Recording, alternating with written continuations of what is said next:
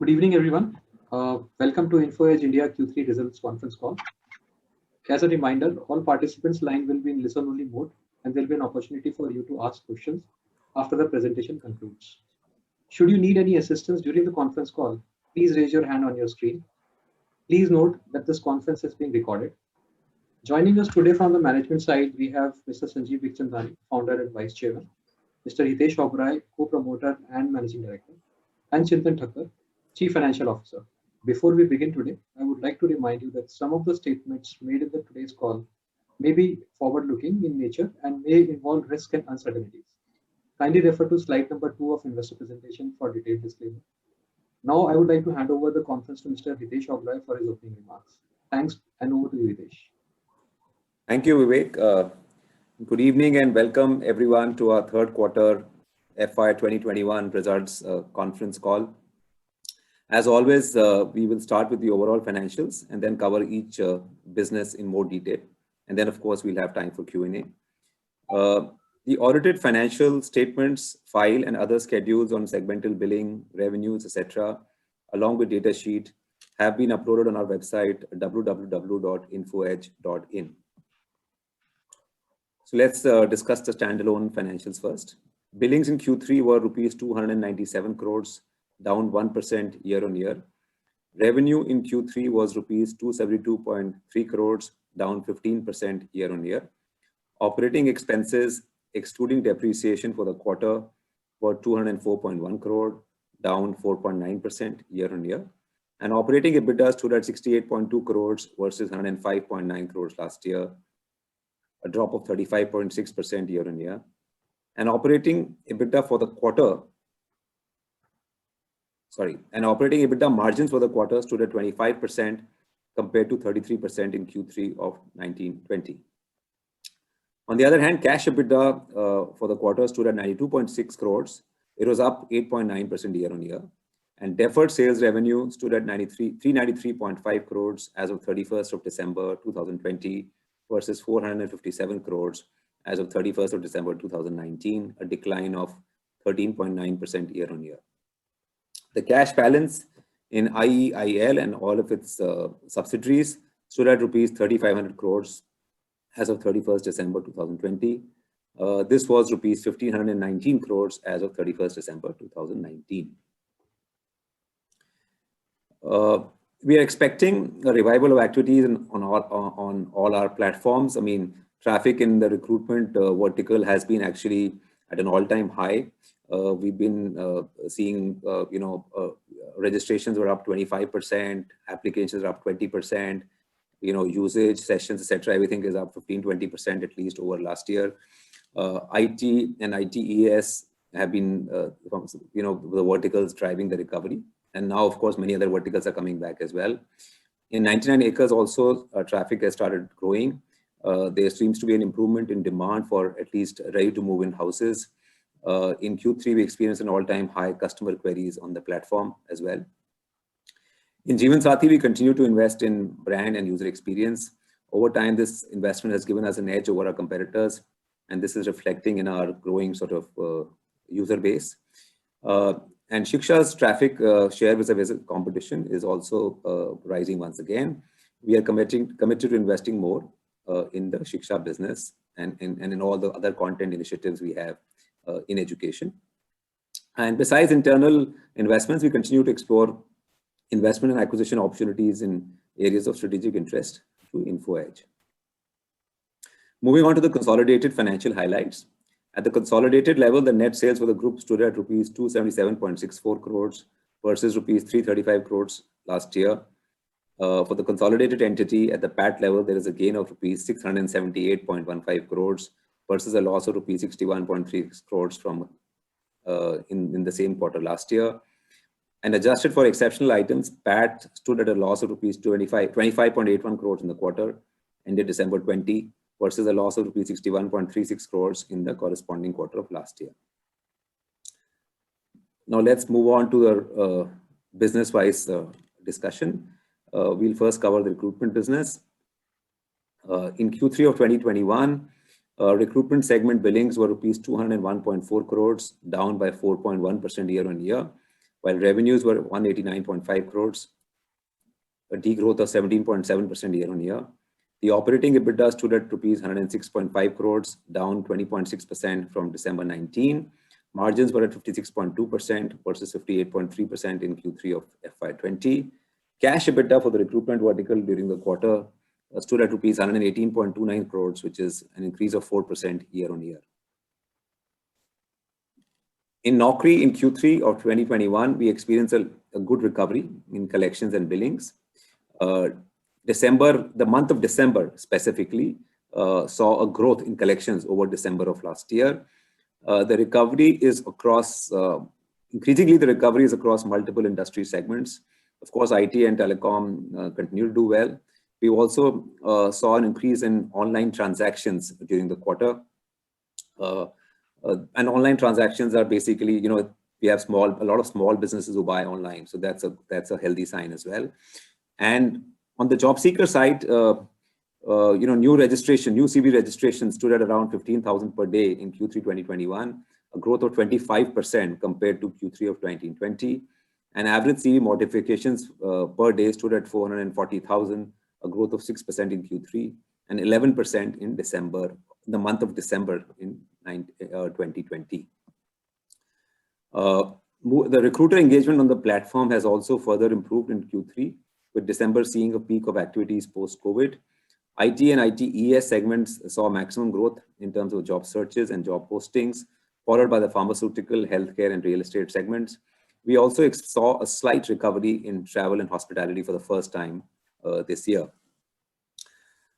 We did curtail our marketing spend, and this is despite our actually curtailing our marketing spend for the quarter. At the same time, we continue to maintain a very, very high market share and traffic share in the recruitment search segment.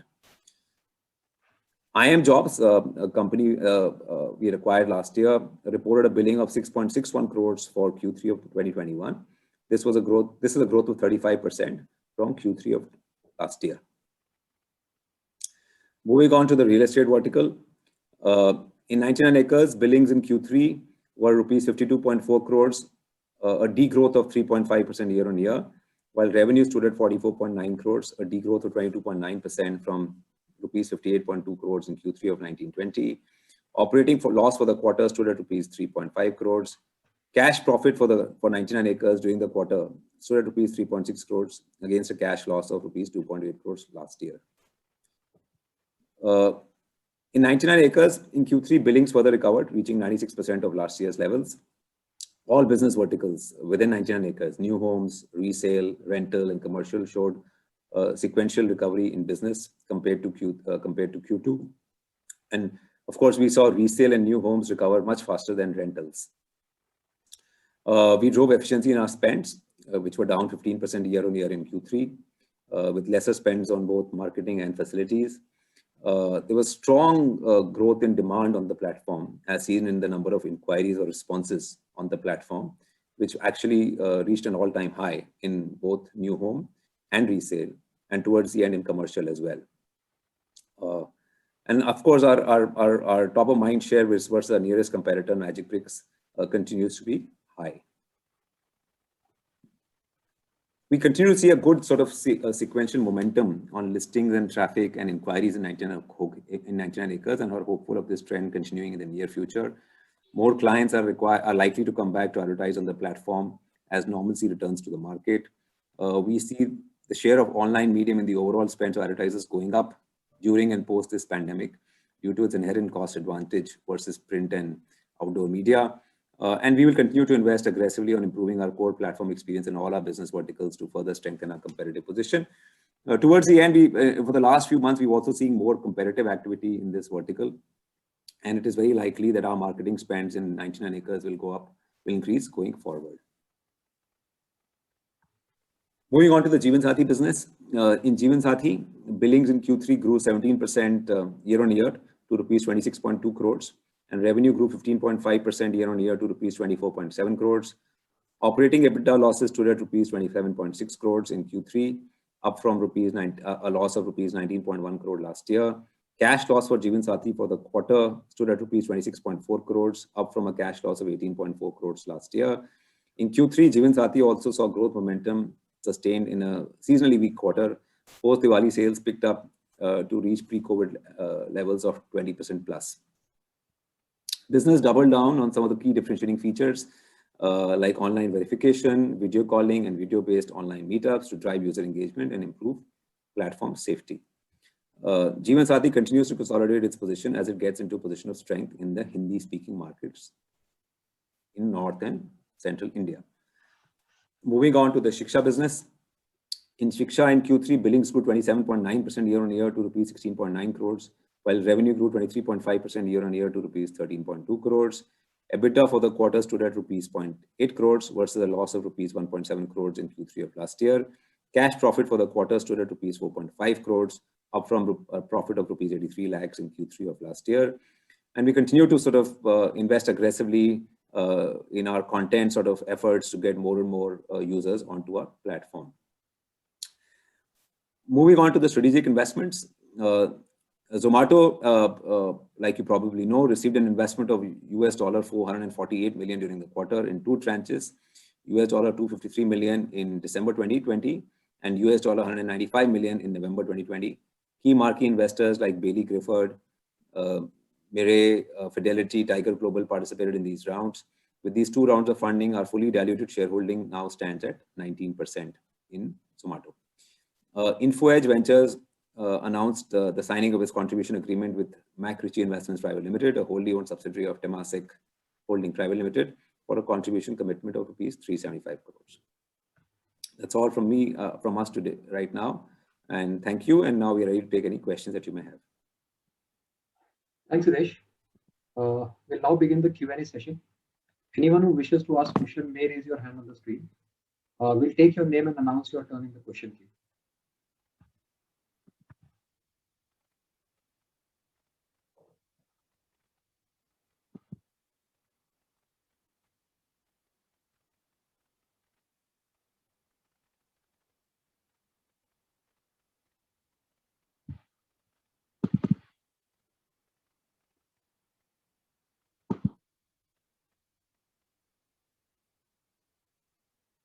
Yeah, so the first question is from Sachin Hemdani from Perfect Research.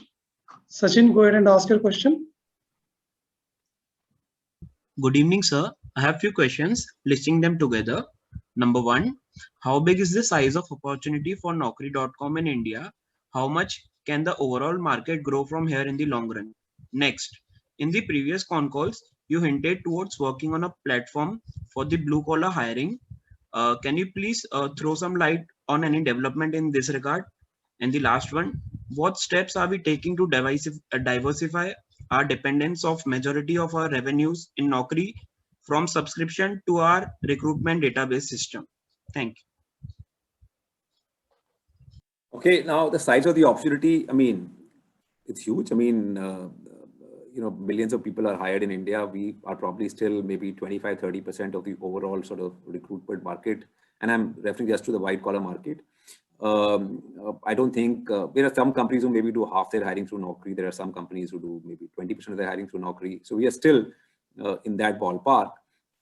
And, the market can be very, very large in the long run because I guess it will, to some extent, of course, depend on how fast India grows. So if you believe that India will be a $5 trillion economy, I don't know, 5 years from now or 7 years from now or whenever, or a $10 trillion economy 10 years from now or 20 years from now, I mean, the truth is that if that has to happen, then the number of companies in India will grow, the number of people they employ will grow, and all these people will have to be hired. So the overall sort of market could grow 2x, 3x, 4x, 5x, I don't know how much over the next 10 or 20 years. But of course, it will depend on how fast the Indian economy grows, right? We can only sort of help people find jobs. We can't create jobs. So, but just to give you a sense, I mean, we work with close to 75,000 companies in India. The leading job sites in China work with over 500,000 enterprises, right? So the smaller sort of companies, the general classified portals in China, the ones who deal with the blue collar type of companies, they work with sometimes over a million, 2 million enterprises, right? So that's how big the Chinese economy is. So there's no limit to how big this market can be in the long run. It will depend on whether India fulfills its potential or not. But in the short run, like I said, we are still maybe a third of all hires or a fourth of all hires happen through Naukri. So if we can improve the user experience on our platform, if we can grow our database, if we can do a better job of matching job seekers to recruiters, we can still up our growth in of the number of hires through Naukri. The blue collar job board, we are just sort of test marketing right now. We've launched a product, jobhai.com. It's fully functional. You can test it out, you can try it out. But right now we are focusing only on NCR. So it's live only in Delhi, Noida and Gurgaon. We've been working on perfecting some of the features, perfecting the rollouts, figuring out our digital marketing strategy, figuring out our job acquisition strategy, figuring out our resume acquisition strategy. And we made very good progress. And I think we are reaching a stage where very soon we'll roll it out to more cities. So I'm confident that by, in the next 6 months, we would have sort of at least entered 2 or 3 other cities as well through JobHai. It's very, very early days. Right now, we are just focused on getting the product market fit right, getting jobs, getting users. We are not even looking to monetize right now. This is a 5 to 10 year game. It's not likely to move the needle in our business over the next 12 to 18 months, but it's a good sort of, it's a good space to be in for the long run. And we're getting in early. I think we already have maybe the highest number of jobs in Delhi as far as the blue collar job board is concerned on JobHai. The third question regarding, I don't think I fully understood that. You said subscription, reducing dependence on subscription and moving more to databases, right? No, reducing dependence on subscription to database. See, 60% of our revenue comes from database subscription. Is that too concentrated?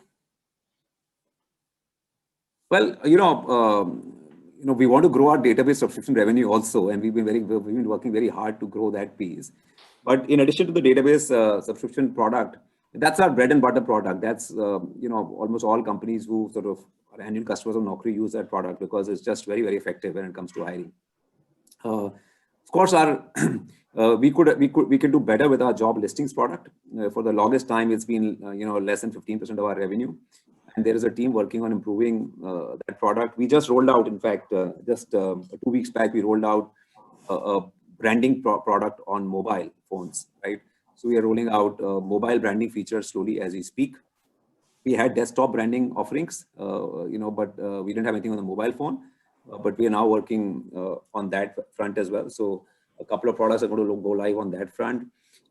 We've also sort of been working on a data product. So we've got something called Talent Pulse, which is sort of a data offering to help companies figure out what's happening in the job market, where the talent is, what salaries are like, etc. So this is the first of its kind, which we are sort of which we are launching, and early days on that one. In addition to this, we have a small services business, eHire. We also have a small software business, RMS, where we sell recruitment automation products to companies. We also have a campus hiring business called First Naukri. We have iimjobs, which is a job posting offering. But yes, the database piece continues to be a large part of our story. Maybe at some point in time, it was 70%. I don't see it going below 60, 65 ever, because this is our bread and butter offering, and a lot of the hiring takes place through this. But of course, we are working very, very hard to grow the other products I mentioned in our portfolio.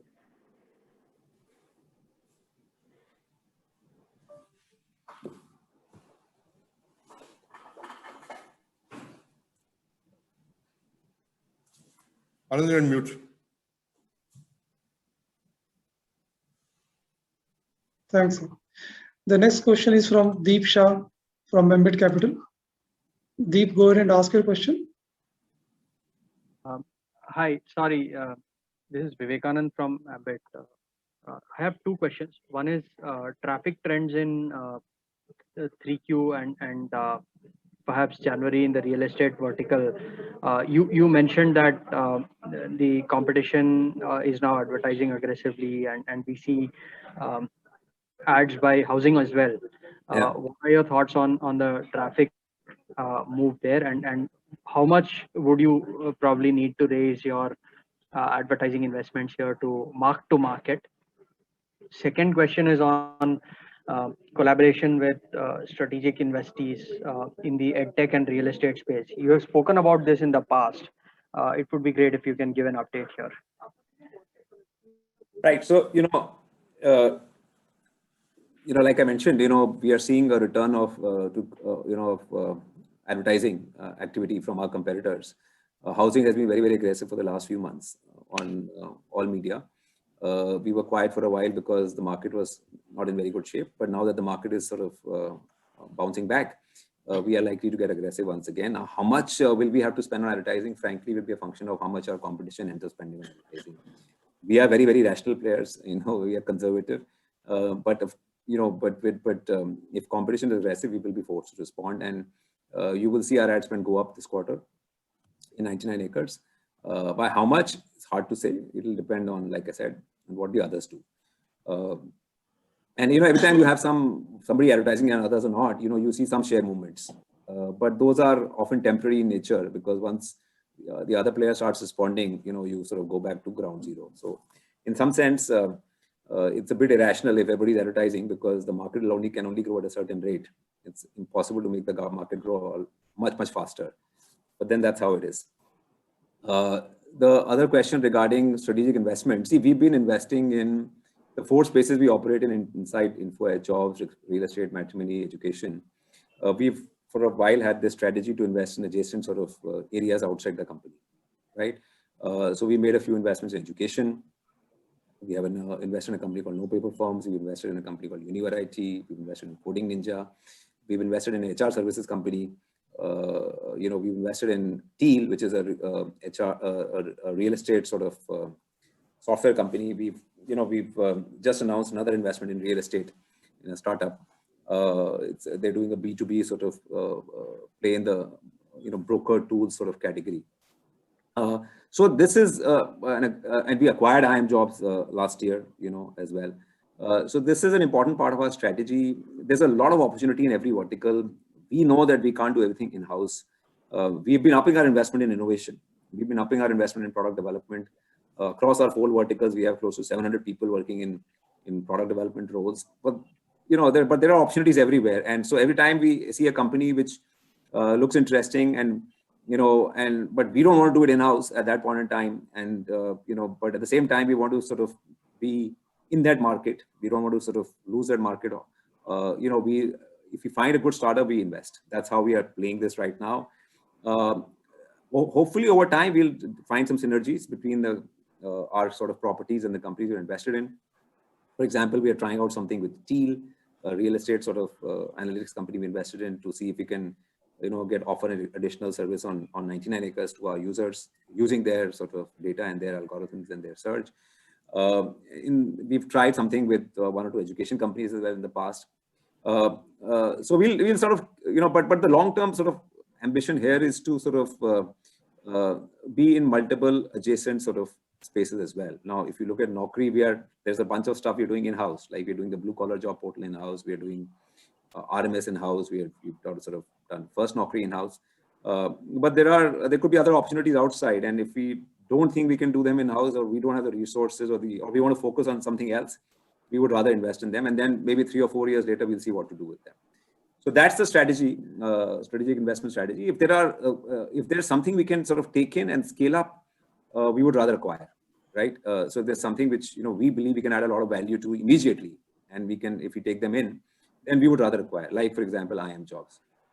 So despite the slowdown in the hiring market, because we acquired iimjobs and we sort of threw the might of our sales team behind it, we were able to grow our revenue from iimjobs, or billings from iimjobs, 35% last quarter, right? So if we see something which is a direct fit, which is more in the area in which we already operate and which we can scale up tremendously, then we would rather acquire. If adjacent areas, we would rather invest, watch how these companies do over a 3, 4, 5 year period, and then see what next after that. Sure. Thanks, Hitesh, for the explanation. Just one small follow-up, since you mentioned about iimjobs. Is the growth in billing there a reflection of the verticalization of recruitment, or is it that you were able to extract synergies because of your sales processes being far superior? And can you give some more color on how this came through?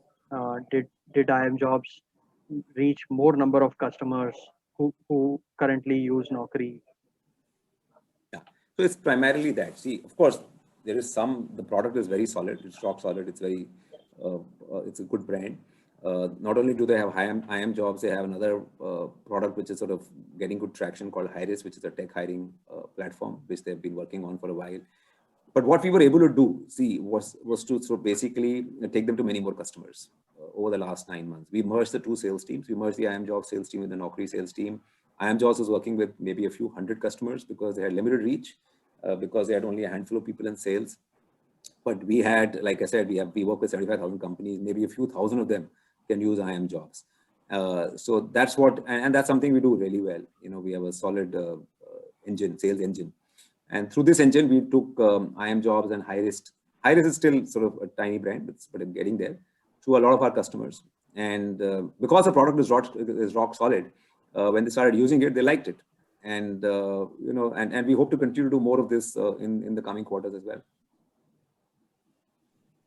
Okay, thank you. All the best. The next question is from Anmol Garg, Motilal Oswal. Anmol, go ahead and ask your question. Hey, hi, good evening. So just had few questions. First of all, can you give any update on the cash that we have raised through QIP?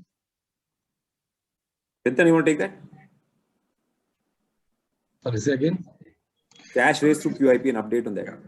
What's happened to it? No, there is nothing much has happened in terms of the utilization of that fund. I mean, we already had cash of roughly around 1,500 crores, when we raised this money, right? So we continuing, and if you see that, even in Q1, in the top, at the midst of, COVID, the peak of COVID, we were cash generating. Q2 also we generated cash, and in Q3, in fact, we generated on YOY basis cash, which is more than what it was in previous year. So we are cash generating.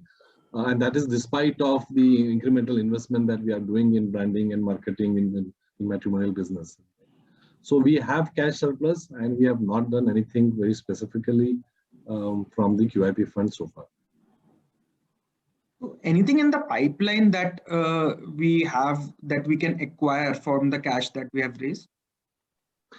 Well, I mean, that's part of our strategy that we will continue to invest, through our PNL. And PNL, as I said, that we are generating cash, as well as it can happen through our balance sheet.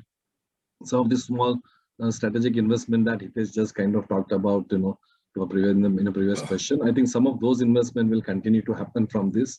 But if something, large acquisition has to happen, we can use this cash. But there's nothing so far that, we have anything to announce here. Okay, sure. And secondly, my second question is towards 99acres and towards the strategy that we are adopting from the same. So in general, where do we expect our marketing dollars to be? Will it be towards having more brokers on the website or towards the house owners? And still the listings are down by sort of 20%. When do you think that we can be at the previous year levels? Yeah.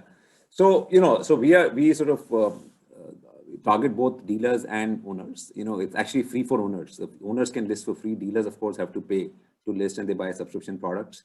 And so our goal is to get all sort of genuine supply onto the platform, irrespective of which source it comes from. So it could come from a dealer, it could come from an owner, it doesn't matter to us. But we want all the listings in one place. Because that's what gets us our traffic. Now our marketing campaigns will target everybody. Again, anybody who wants to list a property is, we'll encourage them to do that on 99acres and make it easy for them. Listings are not back as yet because the broking business has, the brokers are taking some time. One, of course, we've been toying around with the business model as such. What was happening earlier was that we were getting a lot of repeat listings because brokers, to get more inquiries, used to post the listing, same listing a few times. And now in some of our markets, we have moved to a different model. We are encouraging our clients to move to a different model where we are saying, listen, why don't you boost your listing instead of posting it again?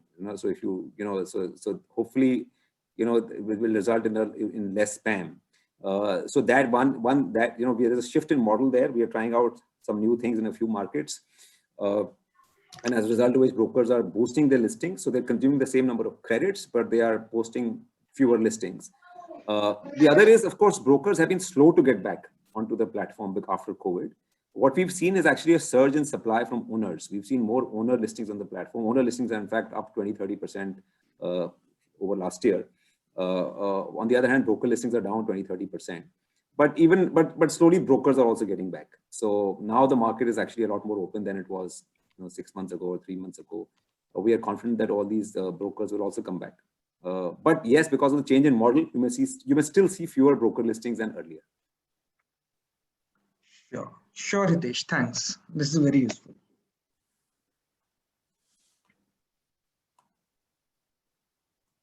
Next question is from Sanjay Bhargava. He is from Bharosa Club, co-founder.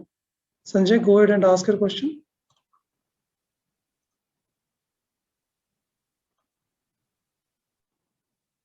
Sanjay, you're there? Sanjay is on mute. No, he's not. He's unmuted. Yeah.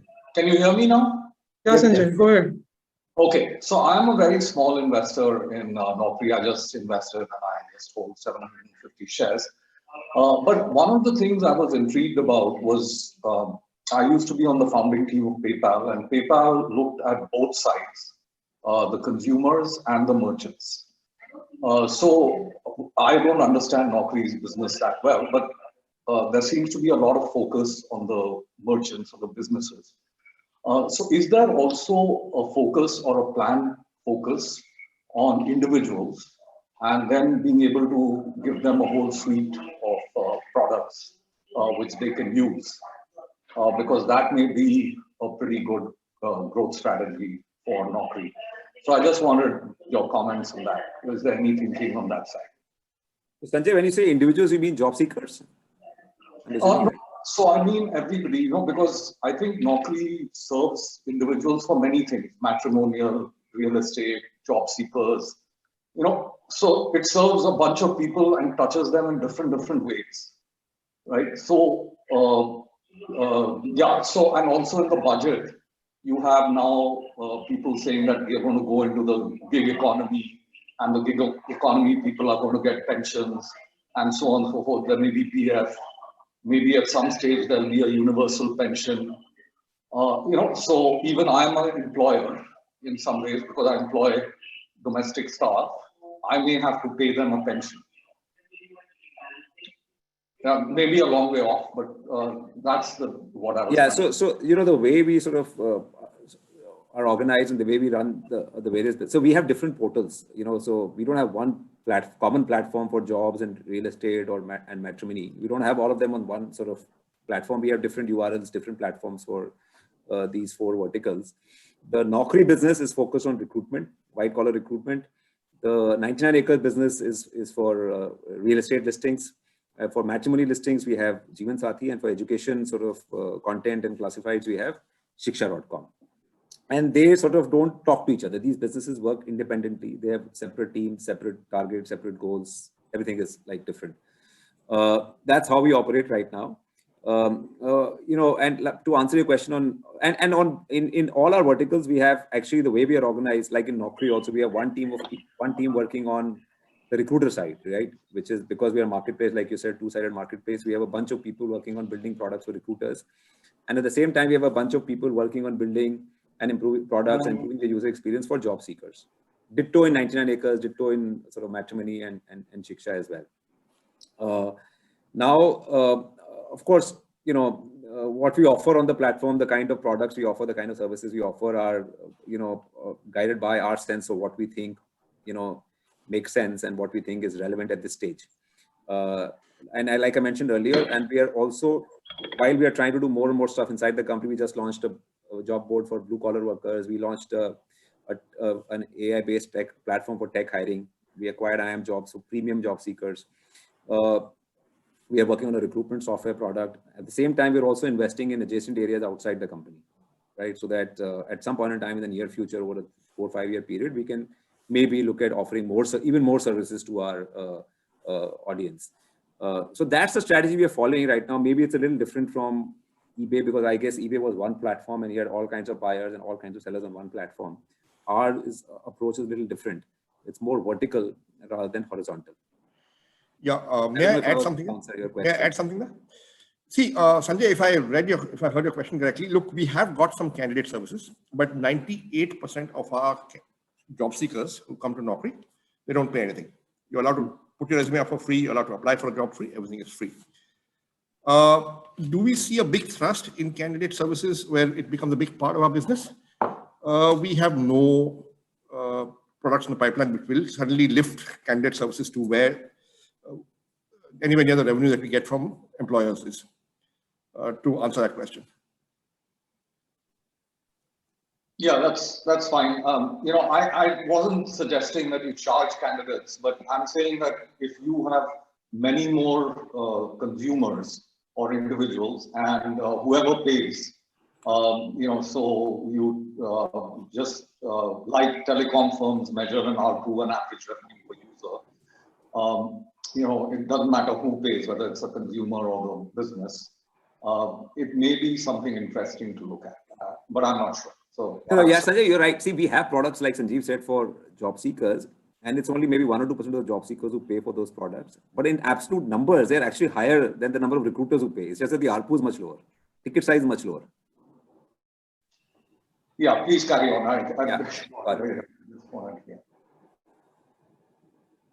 You are through, Sanjay? Yeah, I'm through. Thank you so much. The next question is from Rishit Parekh, Nomura. So Rishit, go ahead and ask your question. Hi, thanks for giving me the opportunity.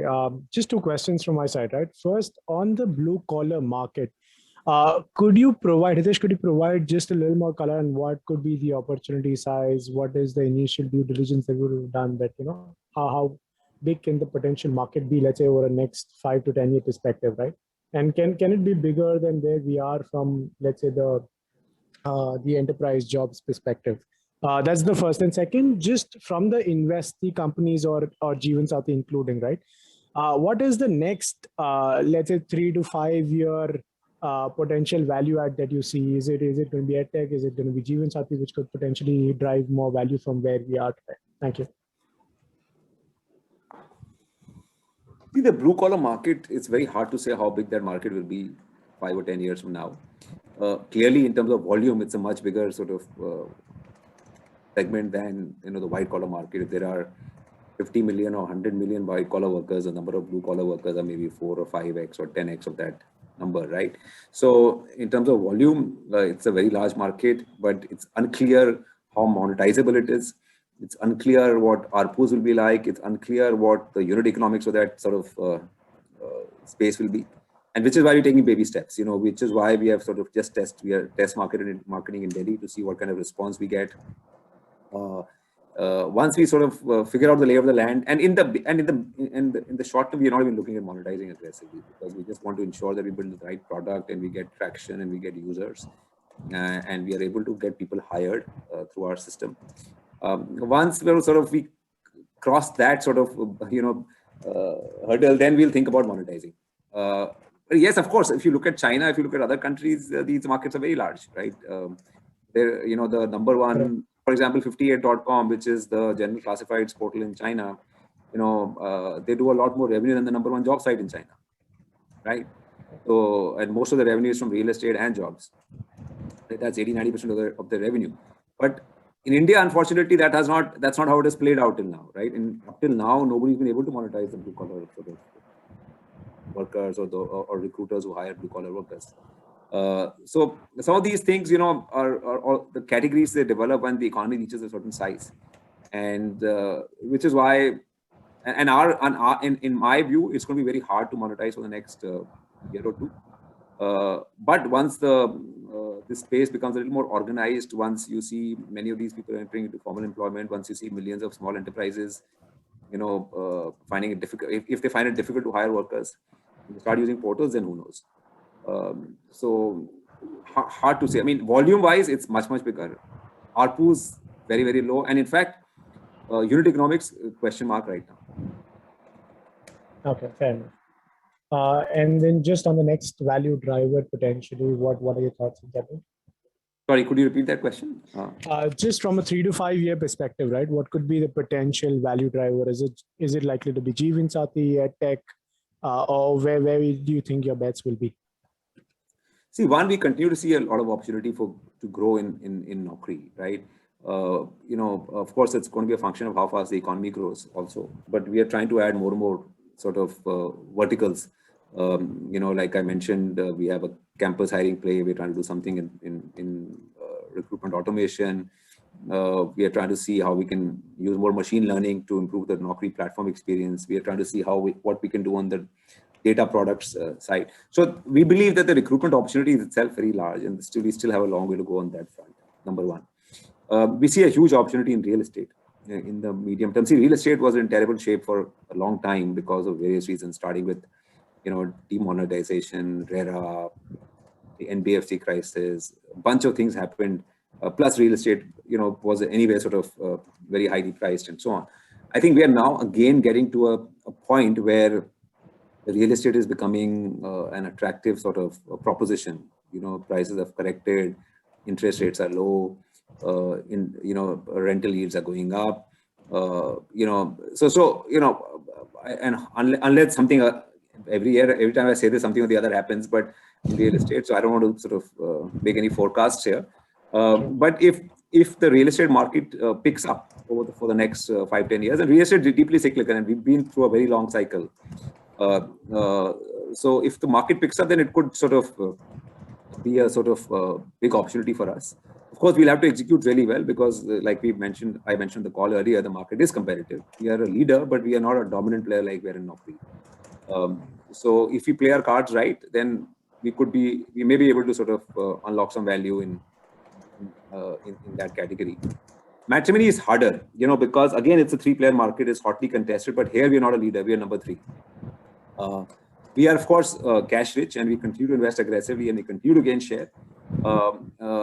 But here, unless and until there is some sort of action in like consolidation or something of that sort, it will be hard for any player in this space to sort of break away and create a lot of value. Education is, we've been surprised by what we saw in education this year. Our education business has sort of done well, despite colleges being shut, despite schools being shut.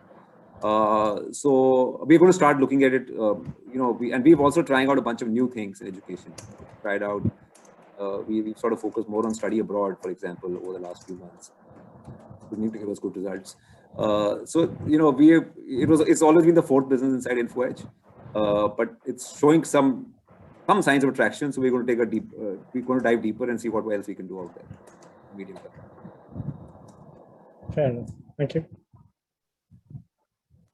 Next question is from Manik Jagtiani. Manik, go ahead and ask your question. Hi, this is Lata Jagtiani. I'm his wife. Can you see me at all or what? We can hear you. Yeah. Okay. You just need to hear me, right? Okay. I'm a small shareholder of your company. And I also happen to know Sanjeev earlier when I wrote a book, and he did ask for a copy of mine, which I mailed to him. But that's a part. I'm very happy. I received that. Thank you so much. Yeah, thank you so much. That's years back. I'm very gratifying to see the kind of work you're doing as far as employment is concerned. It's one of the major concerns in this country. But I was really concerned about the kind of multiplier you had on Zomato in the month of December. And then subsequently, there's been a lot of talk about your IPO coming up. So I just wanted to find out how far ahead this is, and is it something that we can expect sometime in September? If you could answer that, thanks a lot. Yeah, Chintan, you want to take that question? Yeah. So Zomato IPO, as you know that Zomato is an independent company with an independent board. And we have already it's public that they do intend to do IPO, and they are preparing for it. Right now, there is nothing more than that. I mean, they are under preparation. And when the Zomato board will take a final call, I think then only the IPO will proceed. So far, that has not happened. Okay, so it's not even in the pipeline as of now? No, they are definitely preparing for it. Okay. Right? But I can't really give you any indication as to the timing or any other details of that, because the board has not yet taken a call on that. Okay, because there was some kind of buzz about September, so I was just asking. Thanks a lot. Okay, thank you. Thank you.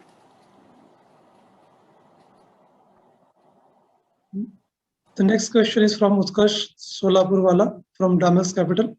Utkarsh, go ahead and ask your question.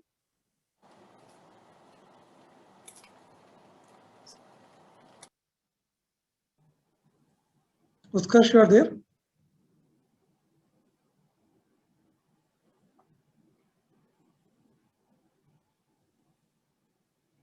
So maybe I'll take the next question while he comes to the call. The next question is from Vishal from Inam AMC. Vishal, go ahead and ask your question.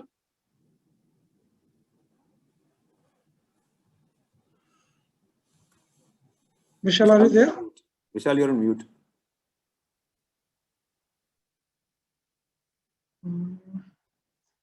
Maybe I need to take next question. Okay. The next question is from Krishna Apala from Capital Mind. Krishna, go ahead and ask your question. Hi, sir. Am I audible? Yeah, go ahead. Hi. Thanks everyone for the opportunity. I just have 3 questions. One is on, first one is on 99acres. So, sir, we have recently become profitable at the operating level. So how long before we see profitable at the PAT level for 99acres? That is one thing. The second one is on Shiksha. So post-COVID, we have seen increase in online classes in the entire EdTech evolution. So are we looking to expand Shiksha universe or product offerings in this EdTech space?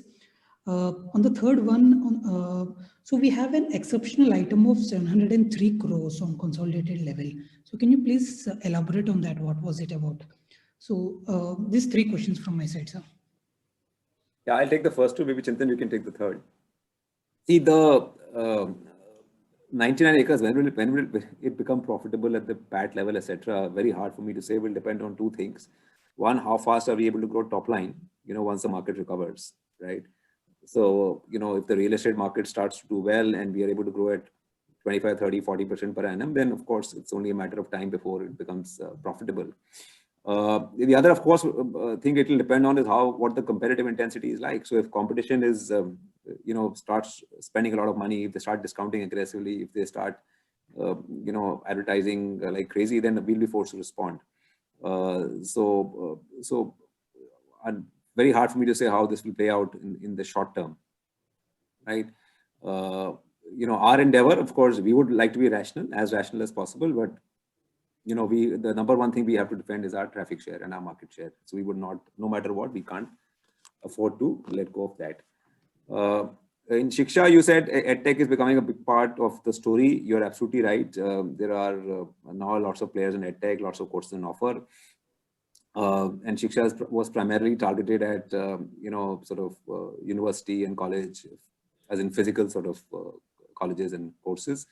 But we've been working on developing an offering to sort of help people figure out what options in EdTech are out there. Actually, it's that offering was built under the Naukri learning sort of brand, and we've made some progress in that area. And the idea why it was built under the Naukri learning sort of brand at that time was because in the beginning, some of these courses were mostly for working professionals, while Shiksha targets students. So Shiksha is more targeted at students in class 11 and 12 and students in college for who want to do an MS, while the Naukri learning offering more targets working professionals who may want to upskill themselves, right? So that's something we've started working on. It's actually, you can go to Naukri and check it out. It's you can search for Naukri learning on Google and it'll take you there. But still it's early days for that offering. We're still we're just getting started. Because we are cash rich on the company level, and I mean, Shiksha, I think we can expand the universe, of course, keeping our financials and the profitability in mind. Anything you're looking at the inorganic space, sir, from the EdTech offering? So we made a few investments in some education companies. We've invested in a company called No Paper Forms. They're basically an education software provider to universities and colleges. We've invested in a company called Univariety. They sort of sell software to education. They have education offerings which target school students and schools. And we've also invested in a company called Coding Ninja, which is basically an edtech player. They teach people, think of them as an NIIT online. So these are 3 investments we made in the last couple of years. And so let's see how these play out over time. But you're absolutely right. There's a lot of opportunity in edtech. In fact, edtech is the one category which has benefited because of the pandemic, right? And it's also very competitive, and there are large funded players in edtech. So we have to be careful about how we play it. Right, sir. Just last question on the one-time exceptional item. Yeah. So there's this one large entry as an exceptional item on console.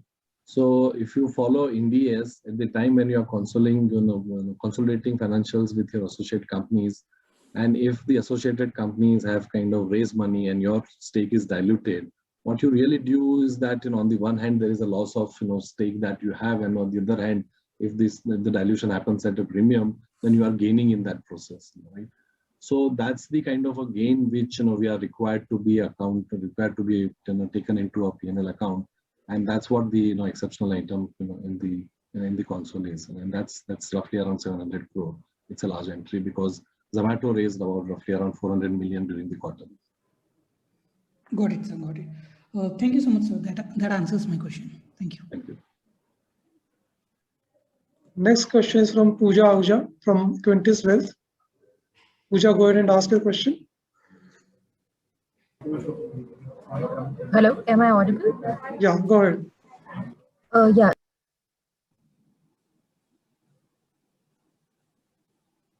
I think we lost. No. Pooja, you're on mute. Am I audible now? Yes. Yeah, you are. Yeah. So my question was regarding the matrimony business. The leading player is sort of getting aggressive in the northern markets. They've launched new portals. So how are we planning to tackle that? What's your thought process there? See, the number 1 player is in the country is actually the number 3 player in the north. And you're absolutely right. They have become a little more aggressive in recent times, and they've launched a few new portals, but they already have some 250 portals. It's not as if they've had these portals for a very long time. But in this business, it's hard for a number 3 player in any market to sort of make serious inroads in a short span of time. They will have to invest considerable money if they want to make inroads in the North Indian market, is our sense. Got it. We continue to be aggressive in the market.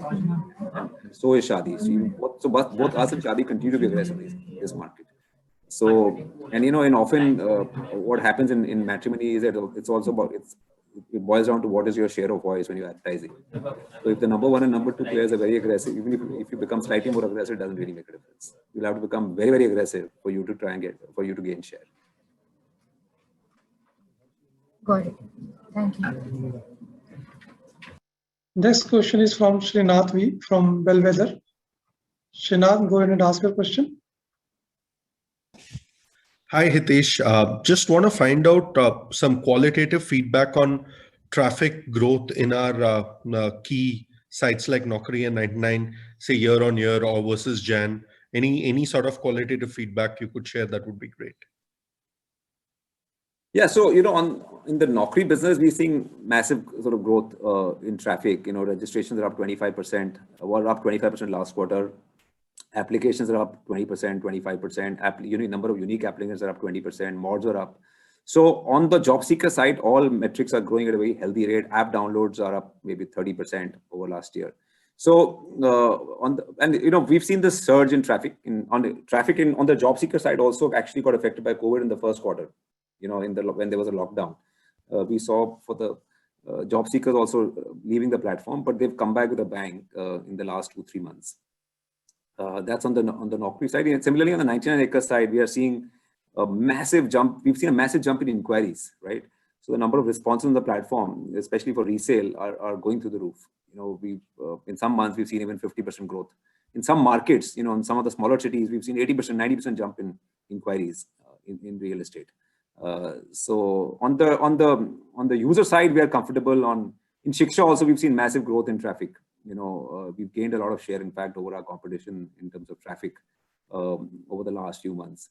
On the matrimony side also, we've been investing aggressively in marketing. So our user base, our number of active user base has been growing at over 20% year on year.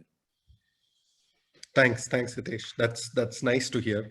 Sanjeev, just wanted to understand, as in the quarter post the QIP, you had spoken about capital allocation in concentric circles within our core portfolios. That's where you would kind of look at M&A activities, and at best, in classified, something like auto would be a complete outside opportunity. So just want to understand, I think I had said auto would be a second concentric circle. It's not the closer concentric circle. Yeah. And so just want to find out, how do we stand now?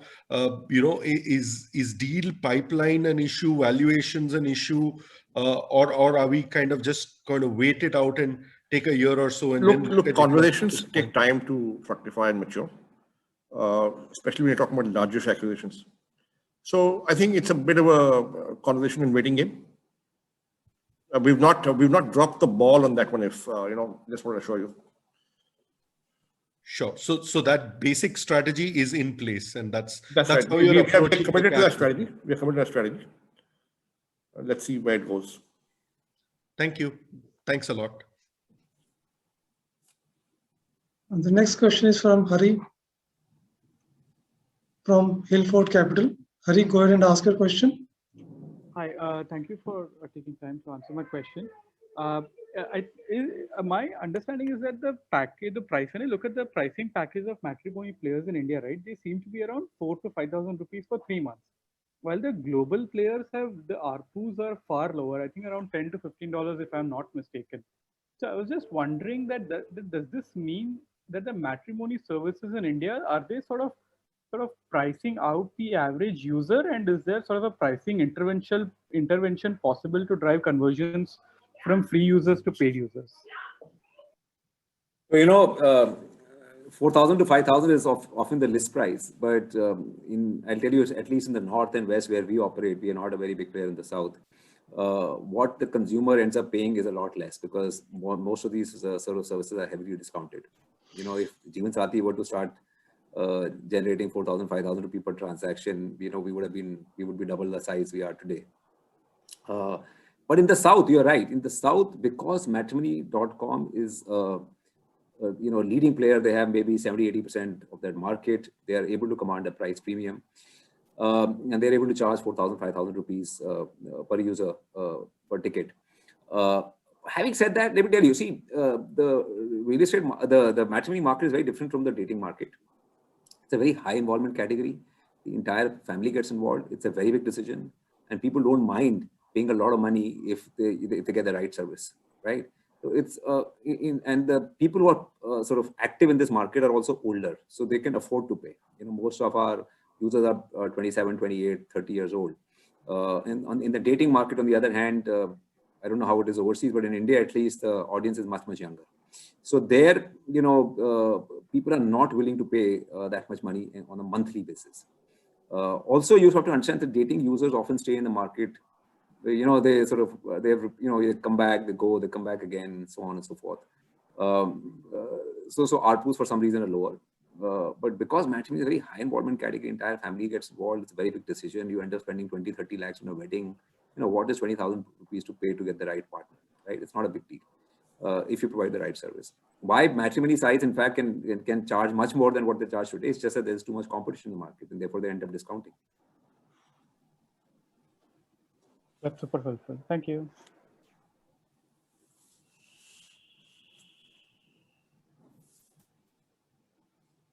The next question is from Deep Shah from Ambit Capital. Please go ahead and ask your question. Thank you for the follow-up opportunity, Vivek again. So first question is on the billing for Shiksha.com. We see that this has increased sharply in the last 2 quarters and has recovered. I think it's at lifetime high, right? So what is going right for us in this business now, and what are the interventions that we took reacting to COVID? Possibly. Second question is on the gross margins following the trend of several small customers of ours now doing online payments for recruitment real estate, I'm sure, where the sales effort needed to renew low value transactions might have come down. Does that materially change your gross margin? And lastly, Sanjeev, if you could discuss about the performance of your older investees, excluding Policybazaar and Zomato, like Shop Kirana, Ustra, Qkey, and so on. Thank you. Right. So Shiksha. So listen. So it's not as if we did anything because of COVID. It's just that we continue to invest aggressively in creating the right kind of content for our users. It's mostly a content business. We've upped our investment in content. We're getting more reviews on the platform. The platform has become more stable. It's become, you know, as we are sort of trying to see what we can use from Naukri also in terms of content to help people solve problems of students. We've launched some new tools on the platform to help students understand, you know, what they can do with their careers and so on. So it's just that we are more focused on providing the right kind of content on our platform than we were earlier. We had taken our eye off the ball a little bit in Shiksha. We are back to, you know, sort of doing the basic stuff right. We've also started, you know, making small inroads in, you know, study abroad counseling. Of course, it was actually hit by COVID this year because many of the countries were shut for a while, but we expect that business to also do better going forward. So it's basically just, you know, more focus on the customer, more focus on content, more focus on sort of solving the problems that the Shiksha is supposed to solve. And that seems to be yielding good returns for the time being. It could also be that, you know, because of the pandemic, you know, and because everything has become more digital, you know, education institutions are more open to this idea of spending more money online. A lot of our customers have upgraded in a big way this year, you know, because maybe they're more comfortable spending money online than they were earlier. So that's on the Shiksha side. Sorry, what was the second question? The second question was on gross margins, and Okay. Hitesh, you made a comment earlier, so I wanted you to elaborate. Yeah, on yeah. that. So, you know, it's material in terms of number of customers, but it's not very material in terms of revenue, because some of the low-paying customers are the ones who buy products online and buy our services online. It helps us get new customers into our fold. So it's good from a long-term perspective because it brings down our, you know, sort of business development cost. But it's not material revenue, so it's unlikely to change our margins in the short run. Right, and Sanjeev, on the investees. Yeah. So look, Shop Kirana continues to do well. It is, you know, servicing its customers. It bounced back to, it's much higher than pre-COVID levels.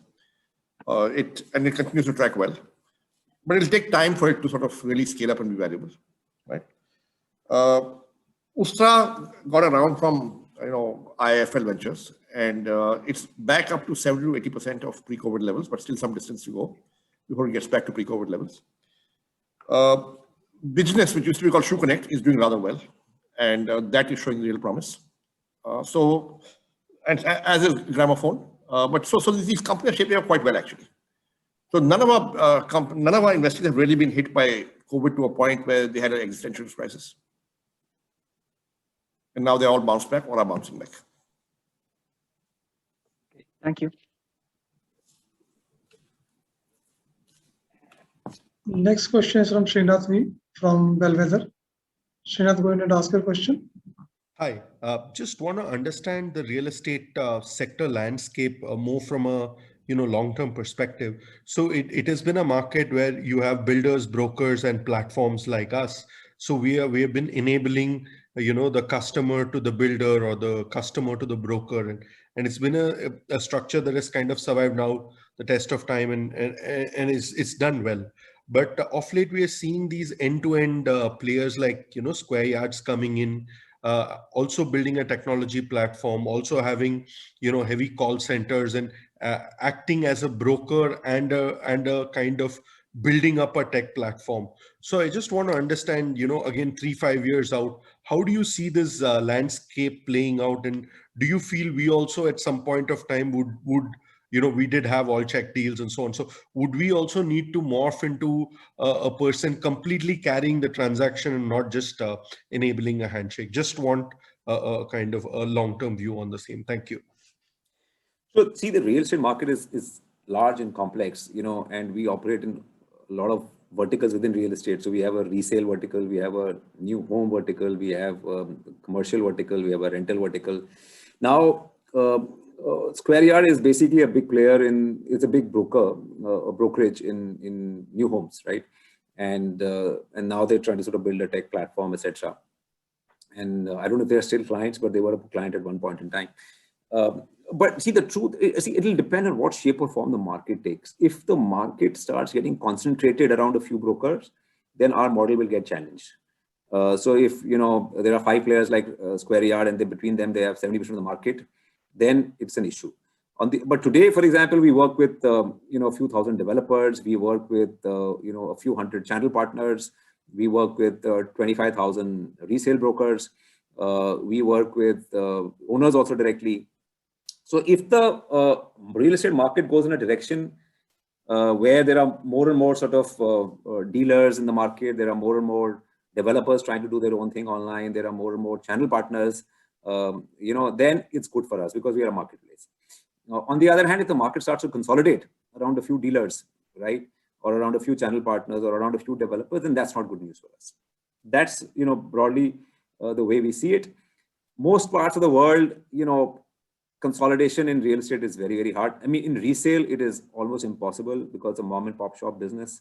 There is no, today there is not even one real estate sort of chain, a brokerage chain for resale in this country, right? Not even in a city, forget about a national chain. New homes is easier. It's easier, but even that, beyond a point, it's very, very hard for somebody to get, more than a 2, 3, 4, 5% share of the market. You see more different channel partners active in different parts of the country. You see there are nuances. It's hard to figure out if you're not close to that market, which projects are going to sell, which projects are not going to sell. But at the same time, can real estate tech brokerages sort of exist online? Of course they can. I mean, there's Redfin in the US. There's a Zillow, but there's also Redfin, right? So, but marketplaces exist everywhere. So that's a tried and tested model. How big marketplaces will become in India will ultimately be a function of how big the real estate market actually becomes. Because if there is a lot of home ownership, then what you see is a lot of activity in terms of buying and selling of old homes as well. And for a real estate platform of the type we are to do really well, we want a resale market to develop in this country. That's not, new homes is not enough. New homes is where we'll get our revenue for the next 5-7 years. But in the long run, what builds a network effect is a resale platform. Where we already have an advantage, we are the largest, we have a big lead, but we want that piece to become larger and larger over time. But there is no reason why different models cannot coexist in the market over time. Will we become a broker at any point in time? Unlikely in the near future, but if the market, like I said, moves in that direction, then we'll be forced to revisit our strategy. Yeah, look, may I add that? See, 99acres is morphing into a share of transaction model, and therefore facilitating, enabling and handholding each transaction is a bit like asking that should Naukri morph into a headhunting firm, right? You can't be a marketplace and then one headhunting firm. There are about 8,000 recruitment firms that are clients of Naukri. There are, I don't know how many tens of thousands of brokers who are clients of 99acres. So it's going to be hard. You can do a separate venture if you want.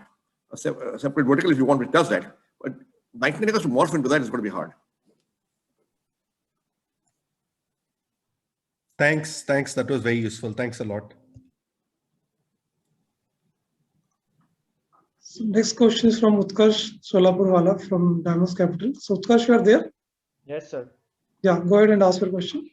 So can you explain our thought process on the Naukri Learning, the vertical you have launched recently, and are there any plans to monetize it? No. So we are already monetizing, but early days. What we are trying to do is see if we can build a marketplace of online sort of courses, right? Now, for any marketplace to succeed, there have to be, to start with, you have to have a lot of online courses available for people to be able to sort of compare and choose and research, them. Now, because the edtech market has, so Naukri, learning has been around for a while. It is just that the edtech space was not so hot, and therefore we were not focusing on it. But given that we are seeing a lot more activity in edtech, there are a lot of course providers now, right? There are many more online courses available than was the case earlier. We have sort of started investing a little more in this platform. So we've got a guy running the show. He's doing a very good job.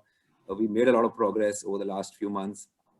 But still, we have a long way to go. It's nowhere close to where we would want it to be. We are generating, our business model is lead generation for the edtech providers. We have a few large customers. We are doing a lot of business with them. But it's still, so we're monetizing, but it's still very, very tiny. So we'll be able to use the job seekers data that we have to suggest them the necessary updates that they should do to their resume. Yes, that's the idea. That's why we actually built it under the Naukri sort of umbrella, because we believe that most of these edtech courses which are there on Naukri Learning will be used to upskill job seekers, and we can use our Naukri data to recommend to them or to help them sort of understand which skills are in demand, what courses are in demand, and sort of guide them to take the right decisions over time. Thank you, sir.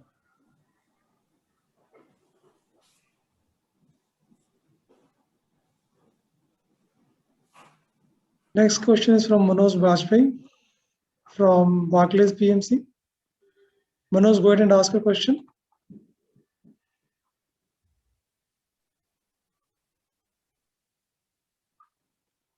Manoj, you are there?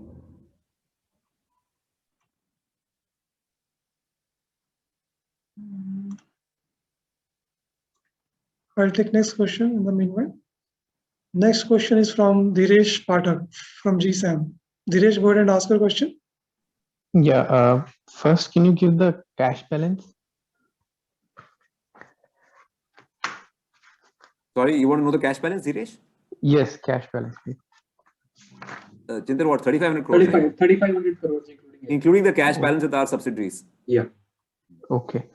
And what I understood from some of the other questions that you answered, that when you raised the money during QIP, it was as if, we had the impression, at least some of us had the impression, that the transactions would close quite soon.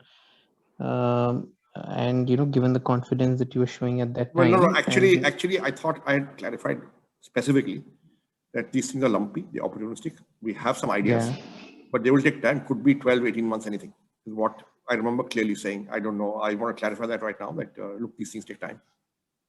That also it came with those conditions, like you're saying now, that these things take time. But it sort of we came out with some sort of an impression that you will close in the coming quarters, maybe not immediately. And now, as I understand correctly, I mean, you're still in that process, right? But I mean, how would you characterize the timelines from the time at the QIP fundraise versus now? Has it moved forward? Is it still there? Is it backward? Like, how would you characterize it versus that time period? So we've had some more conversations. We've had some more. Must have met at least another 10, 15 companies over the last few months in different spaces, right? And we've had a few conversations. There are some small deals which could happen at any point in time. But the large ones, like Sanjeev said, are lumpy and opportunistic. It takes time to cook a deal. And often it's a case of 2 steps forward, 1 step backward. So, these things are not easy to execute. We are still hopeful, but, I won't say that we can't give you a clear timeline right now. Sure.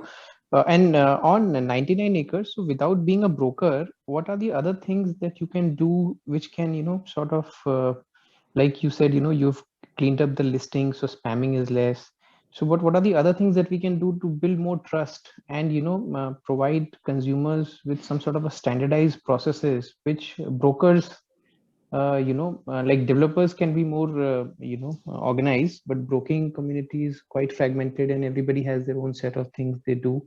And there is less trust among the buyers. So how can you as a platform create more standardization and more trust around that without being a broker yourself?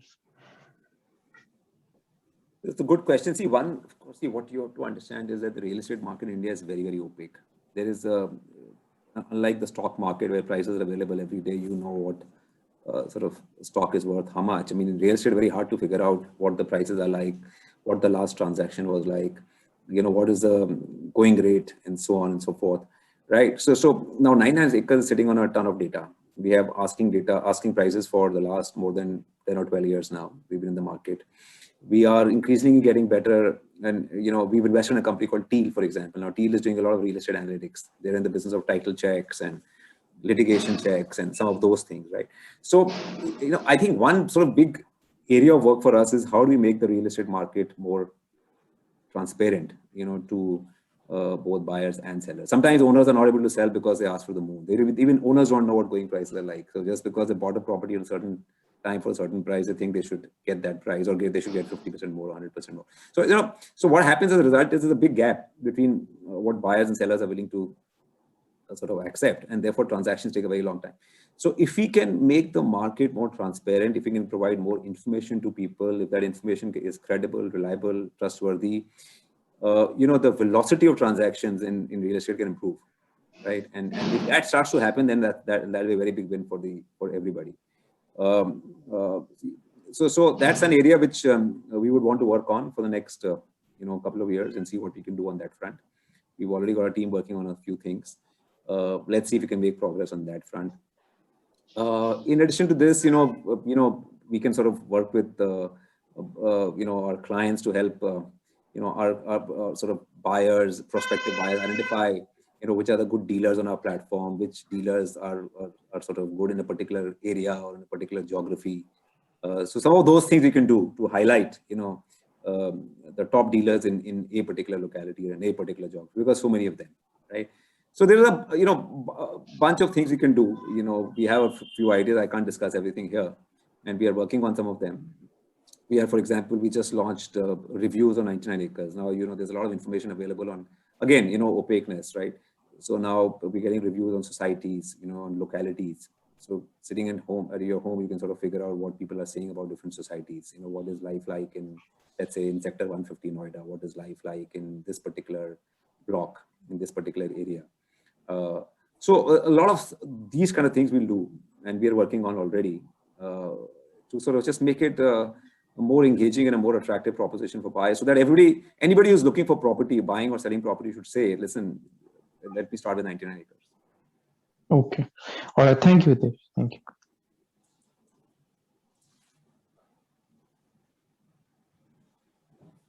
The next question is from Manoj from Barclays PMS. Manoj, go ahead and ask a question. Yeah. Hi, thanks for the opportunity. And Hitesh, my question was largely on a very broad level at the segment level, or probably the sectors, because medtech and edtech, these are the two very sought after segments a lot of people are working upon, including you. Beyond this, what is your sense that a couple of more sectors or areas you guys are looking at very closely, which may become very big over next 3 to 5 years time frame? Secondly, the second part of question was, do you have any sort of cap to the number of investments you are going to make in next 6 months to 9 months? The reason I'm asking is about to check on the available management bandwidth to focus on the investment which you guys keep on doing. So I think currently you are at 23 or 24, I'm not sure. But is there any cap which you are looking at for year by year, or you don't have that kind of numbers in mind? So you see, internally we are focused on just 4 categories: recruitment, real estate, jobs, and matrimonials for the time being, right? And this is where, and education for the time being. And this is where we spend all in the operating team. This is where we spend all our time. We are not looking at, new categories to enter as an operating business. From an investment standpoint, yes, we continue to look at all kinds of opportunities. and we are more bottoms up in our approach. So we look at what comes our way and then invest accordingly. But as an operating business, we are going to just focus on these 4 categories for the next at least 18 to 24 months. Right. As far as, and maybe I can let Sanjeev can talk about what he's seeing in the investment sort of on the investment scene. But to answer your other question, how many companies we could invest in going forward, because we already have a lot on our plate. See, what we've done over time is we've separated out financial investing from strategic investments. So we have a separate team looking at our strategic investment portfolio where we have 5 or 6 companies only. And we have a separate team looking at our financial investment portfolio, which is now a large part of which is now under the AIF, right? So we have separated the two. For acquisitions and strategic investments, it's the operating team which works with the strategic investment folks. And for the financial investment piece, it's Sanjeev and the AIF team which work together. And there, of course, we have 15, 17 companies. Maybe I'll let Sanjeev comment on that as well. Yeah. So look, I think it should summarize better how we organize this. The financial investment team is 6, 7 people. I mean, it probably will not go beyond 10. And the fund is $100 million. So you're talking about maybe 15, 20, 25 companies over the next 3 years. Sanjeev, you want to talk about what you're seeing on what new opportunities? So look, we don't do it top down. We do it bottom up. So we don't sort of go and say, hey, we're going to look at the sector now. We're going to do one company in this and one company in that. We don't give quotas and targets of that fashion. We simply say what's bubbling through, just meet everybody. So we meet dozens of startups every week, maybe 100 or so every month, maybe more than that even. And, beyond that, we study others without meeting them. Maybe do phone calls, and right now it's all Zoom calls anyway. So you do a few hundred to invest in 1 or 2. Right? And there's spaces we've liked, but if the company's not right, the founder's not right, or the valuation is not right, we don't do it. As simple as that. And there'll be spaces we'll miss, and we'll live with that. That's okay. But you want, we do it bottom up, like I said. Thanks. I think that was quite helpful, Sanjeev and Hitesh, and all the best. Thank you. Thanks very much.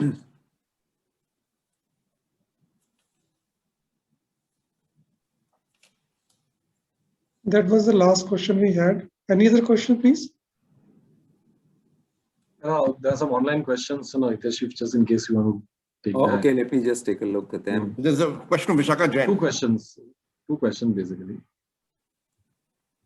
Vishaka Jain actually has come onto the call. So, okay, I'll take these questions. So, impact on billing due to COVID for Naukri mainly. Do you still enjoy 8 times premium pricing to your competitors? Highlight on other ventures like Happily. So, we never charge 8 times of our competition, but COVID has not impacted our leadership. In fact, if anything, our leadership has got strengthened during COVID because we've gained share over our competition. So hopefully that will translate into more pricing power also in times to come. Advertising on 99 acres to generate revenue from Karan Jariwala. We are mostly focused on real estate advertising. We don't want to digress into sort of other areas. We've done that in the past in Naukri. It's never a substantial part of never became a substantial part of our business, and you need to invest in multiple other things to make it happen. So for the near future, we are going to be focused mostly on real estate advertising on 99 acres.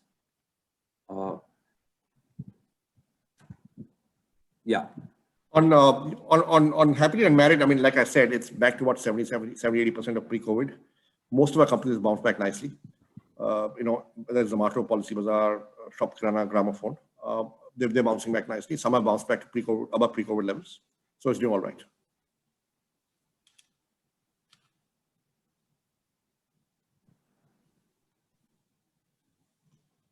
Now, Hitesh, there was a question on advertising in 99 acres and other stuff. I took that. I said we are focused mostly on real estate ads. We're not looking to go outside real estate. Acquire revenue.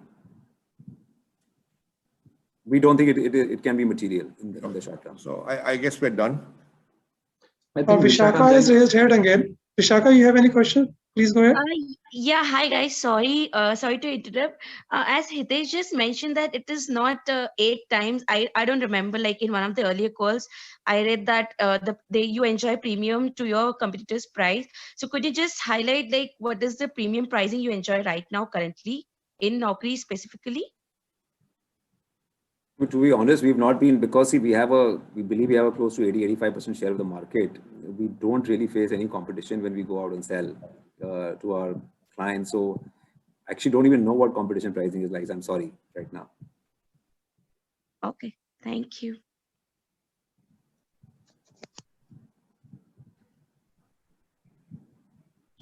These are the questions. Vivek, you can go ahead now. Yeah, sure. Thanks everyone. On behalf of Info Edge India, we conclude this conference. Thank you, and you may disconnect your lines now. Thank you, everyone. Have a great evening. Thank you. Okay, bye guys.